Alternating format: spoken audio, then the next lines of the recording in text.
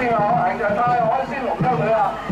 咁嗱，因為佢哋嘅終點咧就仲有，應該大概就係100米到啦。我覺得應該係太海鮮龍舟隊咧就稍為領先嘅。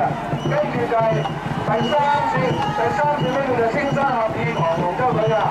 而家我哋喺終點嗰度進發啦，仍然係太海鮮係領先。第3線咧就係第2名，而第4線嘅咧就喺第3名啦。好